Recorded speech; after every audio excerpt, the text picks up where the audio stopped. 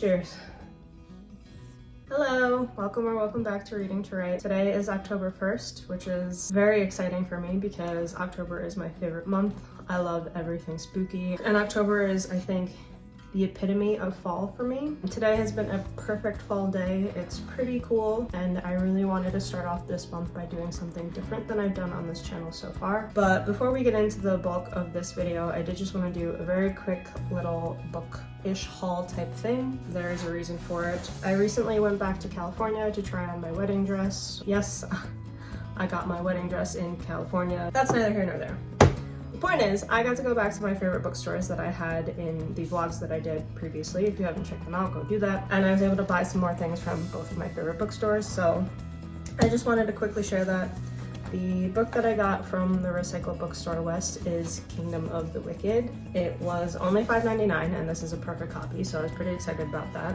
I've heard really good things about this book. It does seem like it might be a good fall type book, but I already did a TBR list for what I'm going to read this year, so I probably won't get to this one, but I'm excited to get to it at some point in the future. And then from Books Inc., I picked up this Tolkien calendar and this yearly planner, and there's a reason for that, and these two things do have to do with what today's video is about, so let's jump into that. So as you may or may not know, based on watching my videos or based on the name of my channel, I am a writer. I am an aspiring author. I've written multiple books at this point in various stages of being done editing. I basically write every single day of my life. My goal is for one day one of my stories to be published, whether that is by self-publishing or traditional publishing or something in between. I don't really have a preference at this point. I would like to just be published. I have been working on a new project recently that I really love. It is kind of like a magical university type setting. I have built up a lot of the world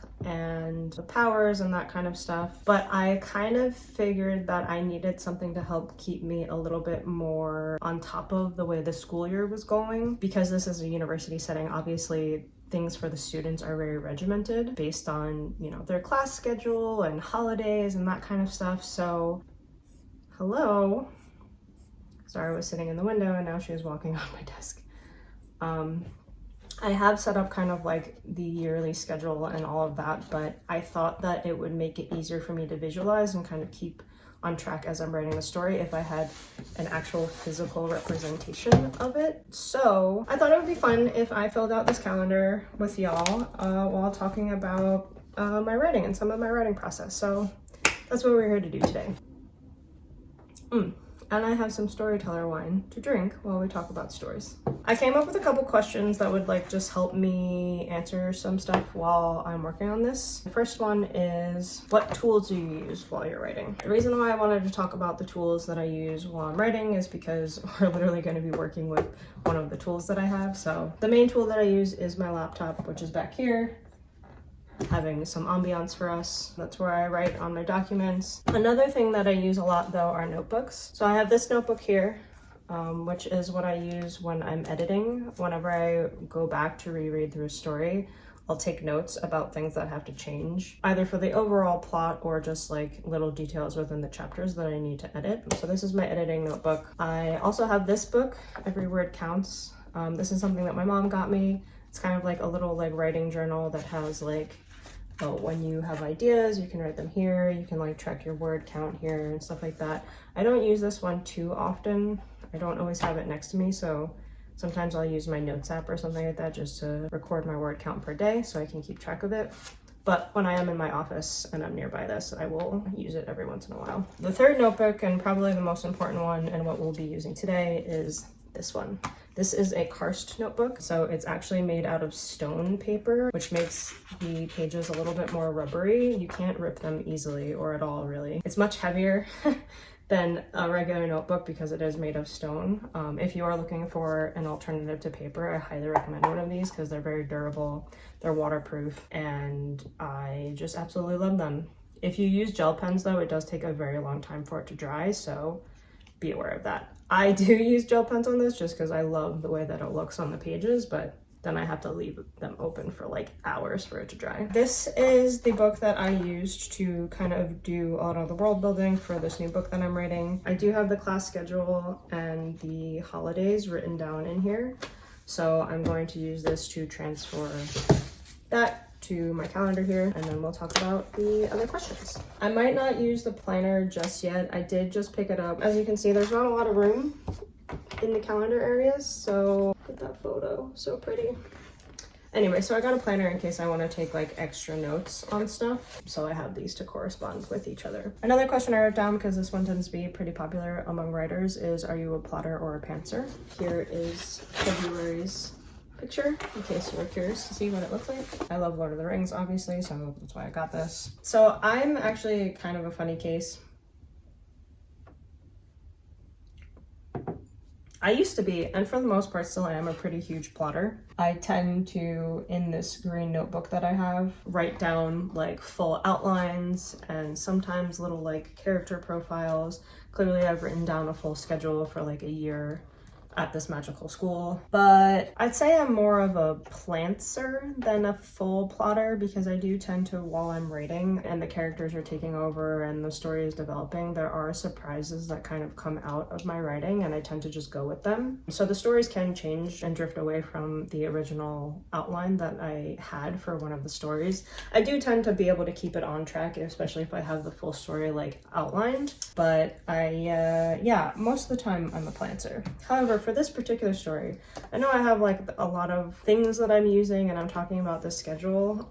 So I've done a lot of like planning as far as the world building goes, but I actually have not plotted anything really to do with the story. I've actually just been writing it based on the characters and what stage of, or what year of the school that they're in, and kind of what their classes look like based on the abilities that they have. So it's been a pretty different writing experience with this particular story than it has been with any others. Any other time that I've tried to completely pants a book, it really has not worked out very well. So I'm actually pretty happy with the way that this story has been going. I have maybe like 2 other books that I've tried to write without really like having much of a plot, and they all have really stalled out. However, this one so far, I think I've gotten like halfway through it. I have like 45,000 words right now and I have no shortage of ideas, so it's pretty exciting. Okay, we're into March. This is March's photo. It's very beautiful.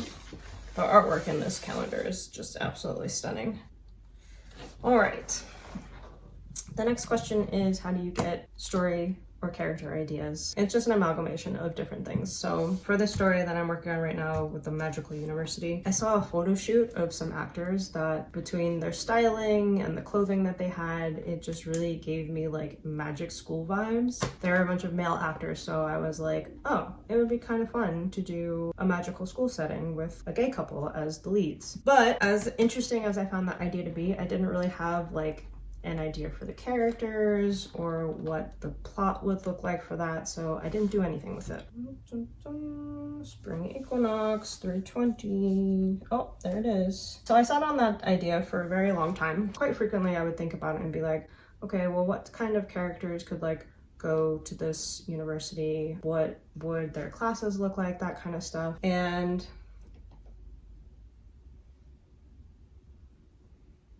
I kind of got an idea for 2 characters that I could maybe kind of visit. And then I had a what if question come to me. I'm not going to say what the what if question is, just because that is kind of like a major point in developing this world that I want to be a surprise for the actual story. I didn't even have it in relation to the story. It was just like, oh, what if this thing happened? How would that affect this other thing? And then I was like, that is the perfect question to frame the entire world for this magical school setting. So I used that, and then kind of the rest of the plot kind of just fell in place. I got other characters that would be really cool to explore based on this question, and the rest is history. The thing with like ideas for characters or story is that like it's always evolving, at least in my experience. So even though I had these like set ideas when I first started out, as I was writing, some things change, or I realized something else that I needed to develop, like the holidays, for example. I wrote probably 30,000 words in the book before I realized Holidays would probably be a really big thing that would affect the school year, and I'm probably missing these details to make it feel like a real school and a real world. So let me go back and think about those and write them down, and then I can keep framing the story while including these like important details that students would be dealing with in their lives. I might even go back and start rewriting the story just to include all of these holidays that I was missing in the first half. You're usually not supposed to do that. Like, you're supposed to finish the first draft before you try editing at all, because you don't want to lose momentum on completing the story. You can also kind of like mess up what you've already written if you go back, and that can be discouraging, and then you kind of lose motivation. These are all things that I have experienced before in the past, so like, I'm not just saying it. But in this particular case, I think it kind of makes sense, just because I don't actually think what I've written will be changed at all. There might be a few things that might change, but not like so drastically that I can't go back and fill in some gaps. I think it'll help me later on in the story to be able to keep the same momentum, and I won't feel as discouraged when I go back to edit, because that is the more recent thing that I found that has been a struggle. I do have another story that I wrote actually for NaNoWriMo last year or 2 years ago. I started it. It went really, really well while I was writing it. So the first draft, I like breezed through. It came to me so easily. I was really happy about it. And then when I finished the first draft, I realized that even though I had a full outline that I used that kept me on track, even though I really liked the characters and like I hit all of the major points of the story, I was missing so much world building that like now to go back in and redo it all is such a daunting task that I'm like, no, I don't even want to do it. Like, it's just so overwhelming and so irritating. I will do it at some point eventually. I just can't fathom doing it right now. Let me have some wine. To avoid doing that with this one, I would rather stop while I'm in the middle of it and go back and kind of build up the world building for the half that I have already written, than fully complete it and then have to go back in and write these major holidays. So that's where my head is at right now. Did I show you April already? I don't know if I did. So you will get to see one of the holidays that I wrote down. This is the pretty picture. And oh no, I just smudged it. This is the holiday. It's a week. It's called Remembrance Week. There's a reason for it. I totally just smudged it. Oh my god, that's so frustrating. Again, another problem with using gel pens. Sometimes they don't dry. Tread with caution, children. The next question that I thought about is, how much do you write in a week? That really varies for me. I'm not the type of writer who tries to write like 200 words a day. I don't try to set to like a specific word count. I mostly just write as much as I can, as well as I can. So sometimes that is literally 20 words. Other times it's no words. Other times it's 2,000. So it really varies for me on how much I write week to week. I meant to look up my average over the last like several weeks, but I gotta be honest, I have not been doing super well at writing lately, just because my life has been completely consumed by the wedding. So I don't really have an average. I will say I've probably written anywhere from 500 to 1,000 words over the last couple weeks. My word count has been pretty low. Back in May and June, when I was kind of more on my game, I was writing like 5,000 words in a week. That might not seem like a lot to some people, but it's a pretty good amount for me, which I guess is my advice to you, is just write as much as you can, as often as you can. You will get to the end of the book or story or whatever it is that you are writing, as long as you keep doing that. So I care more about writing as many days of the week as I possibly can than I do about writing as many words I can in a day. There you go. All right, we're on May. What happens in May? Oh, there's Blooming Day. Blooming Day is about honoring the growth of spring plants. One more question. What tricks do you use to keep writing? Ah, yummy, yummy wine. Storyteller wine is great. Oh my god, I love them. Nope, we're gonna move this over here. This is June. Look how cool this artwork is. I love it. Oh my god. This calendar is a great idea. June is actually a pretty big month for this school because there's a lot of exams And there's also a lot of holidays. Hooray! What was the question? Yes, what tricks do you use to write? Some of the tricks that I use to keep writing is sometimes I will do silly stuff like this, where I will take one of my notebooks and I'll do some planning and I'll do this like organization thing that I'm doing. It will help me stay on track because I can open now a month and see what things are going to be happening for the characters and also what day of the week it is for them based on these dates. Obviously this is only specific for 2025, but like whatever, it could be whatever year I want it to be in the school. It's just like to help keep my brain on track of like, oh yes, this is Monday for them, this is Tuesday. So it can be done stuff like this. It's kind of a more playful thing and it's not like directly writing, but it helps to get me excited about writing.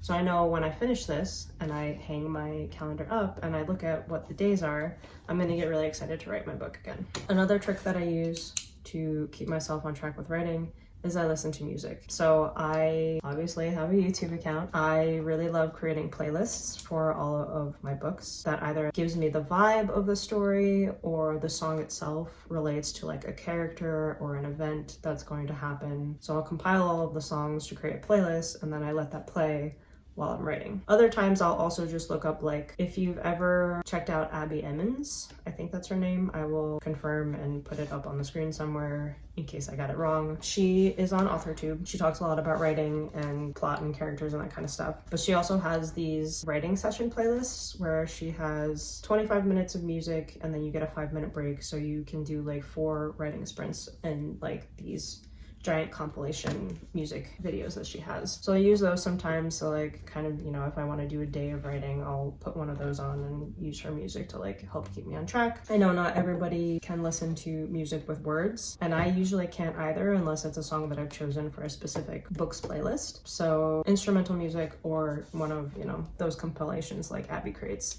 can be pretty helpful if you do want to listen to music while you're writing. Another thing that I use to keep writing is if I get stuck on a scene, I'll just like put a little bracketed note for myself and skip it. For this one, for example, obviously because all of these people have magical powers, there should be sports that are created around that, kind of like Quidditch if you want to relate it to anything.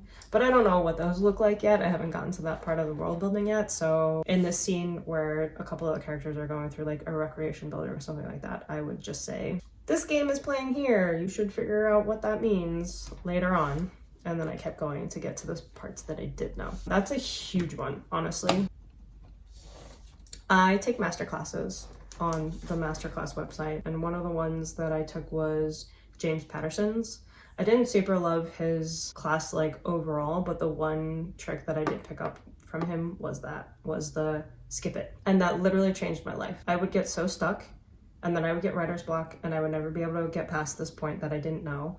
But as soon as I was like, just leave a note for yourself and keep going, it like changed my life. It makes it so much easier to write through an entire piece of work. Oh my God, is this wine hitting me already? Jesus Christ, that's crazy. This is strong stuff, guys. There are some other tricks that I know of that I haven't necessarily used myself. One is changing the character's perspective to see if you can get a better like angle for the story. This really only works if you're going to write a story that has multiple POV, which a lot of my books do. Another one is to take a break. If you're really struggling, just don't think about writing for a couple days. Go read, go outside, do anything else to really just kind of like let your mind reset. When are finals? I don't remember. Ah, okay, it is before. So we'll do here. Cool. We'll do that. Fantastic. Great. Got the first half of the school year in. Another thing that I do to help me with writing is dance. This seems like a weird one.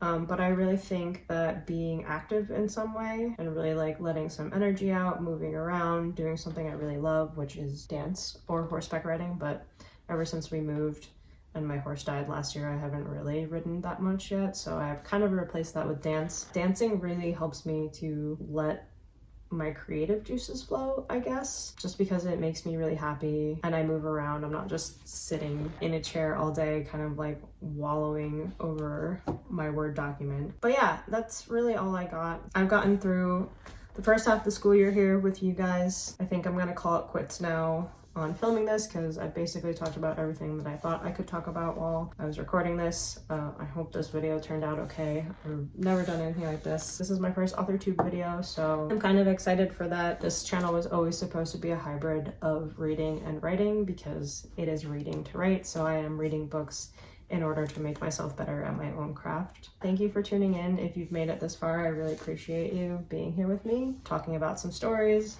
with my storyteller wine. If you have anything that you're writing that you're excited about, or any tricks or anything you want to talk about that has to do with writing, let me know down in the comments. See you next time. What was I saying? Oh, okay, thank you. God, tangents. Ooh. Don't want you to read my work yet. Ooh, no scoreboard. Clearly I just opened this. I'm gonna have to do a lot of editing for this video, Jesus Christ. You were hitting my calendar and making it smudgy. Go back in the window. Girl. I have gotten ink all over me. Ridiculous. I almost said reading. This is gonna get confusing if I start doing more videos that are for Authortube than booktube.